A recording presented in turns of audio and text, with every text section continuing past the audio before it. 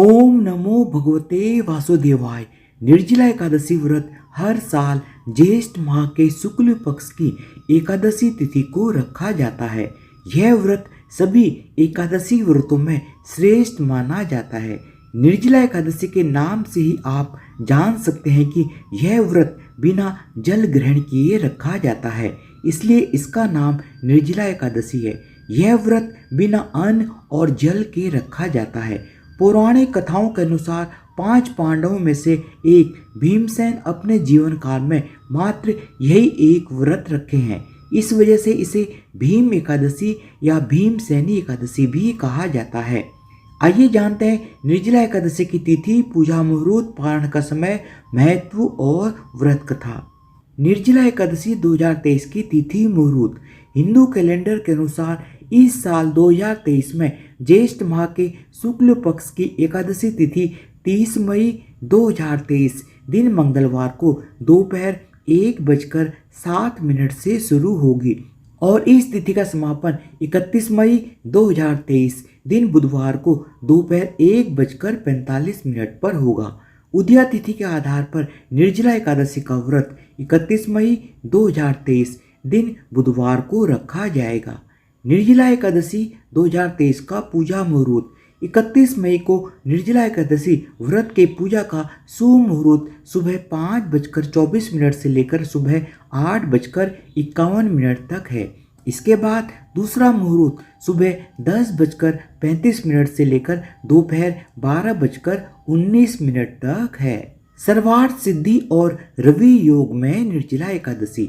निर्जला एकादशी के दिन सर्वार्थ सिद्धि योग और रवि योग बन रहे हैं। 31 मई को सुबह 5:24 से सर्वार्थ सिद्धि योग बन रहा है, जो सुबह 6 बजे तक है। रवि योग भी सुबह 5:24 से लेकर सुबह 6 बजे तक ही है। निर्जला एकादशी 2023 के पारण का समय। जो लोग 31 मई 2023 दिन बुधवार को निर्जला एकादशी का व्रत रखेंगे, वे अगले दिन 1 जून 2023 दिन गुरुवार को व्रत का पारण करेंगे।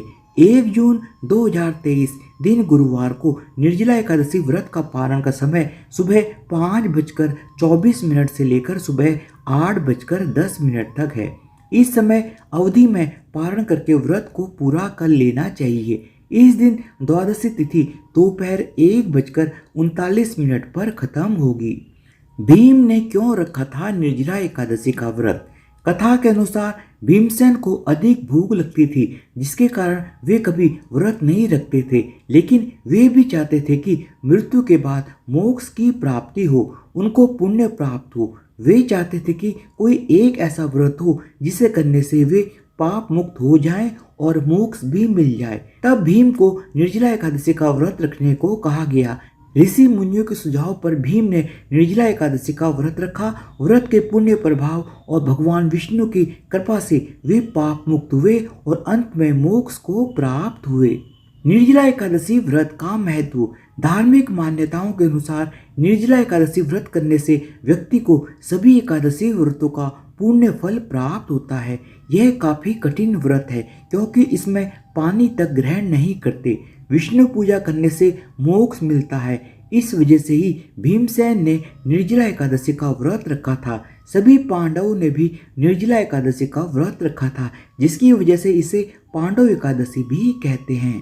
निर्जला एकादशी की व्रत कथा।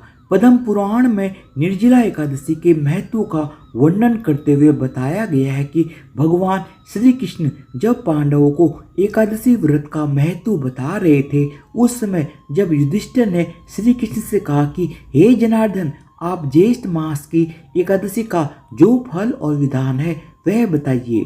भगवान श्री कृष्ण ने कहा कि ज्येष्ठ मास की कृष्ण पक्ष की एकादशी का वर्णन तुमने सुन लिया है। अब ज्येष्ठ माह की शुक्ल पक्ष की एकादशी का कैसा प्रभाव है वह शास्त्र और धर्मों के ज्ञाता वेद व्यास जी से सुनो। वेद व्यास जी ने कहा कि हे कुंती नंदन, ज्येष्ठ मास की शुक्ल पक्ष की एकादशी को निर्जला एकादशी कहा गया है। इस दिन आचमन और दंत धावन यानी दांत साफ करने के अलावा अन्य कार्यों के लिए मुंह में जल नहीं लेना चाहिए। इससे यह व्रत भंग हो जाता है।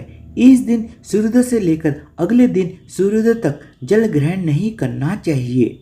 व्यास जी की बातों को सुनकर भीमसेन बोल उठे, हे माँ बुद्धिमान पितामह, मेरे सभी भाई द्रौपदी सहित एकादशी का व्रत करते हैं, लेकिन मेरे पेट में वक्र नामक अग्नि हमेशा जलती रहती है, जिससे मैं भूखा नहीं रह सकता।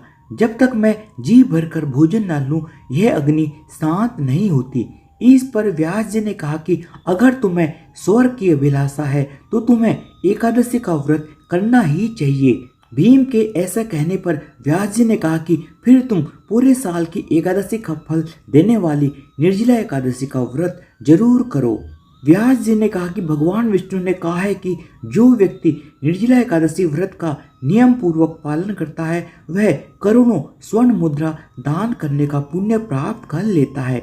इस एकादशी के दिन किए गए जप तप दान का पुण्य अक्षय होता है, यानी वह अनेक जन्मों तक लाभ देता है। जो व्यक्ति इस एकादशी का व्रत करते हैं उनके सामने मृत्यु के सामने यम के दूत नहीं आते, बल्कि भगवान विष्णु के दूत जो पीताम्बर धारण किए हुए होते हैं वह विमान में बैठकर अपने साथ ले जाते हैं। पद्म पुराण में कहा गया है कि निर्जला एकादशी व्रत की कथा को कहने और सुनने से भी ग्रहण के दौरान किए गए दान के बराबर पुण्य प्राप्त हो जाता है। धन्यवाद। आप सबको निर्जला एकादशी व्रत 2023 की बहुत बहुत शुभकामनाएं, और प्लीज़ मेरे चैनल को सब्सक्राइब भी कर दीजिएगा विद बेल आइकन, ताकि मैं जो भी नया वीडियो डालूं उसका नोटिफिकेशन आपको मिल जाए। बोलो भगवान विष्णु की जय हो, माता लक्ष्मी की जय हो।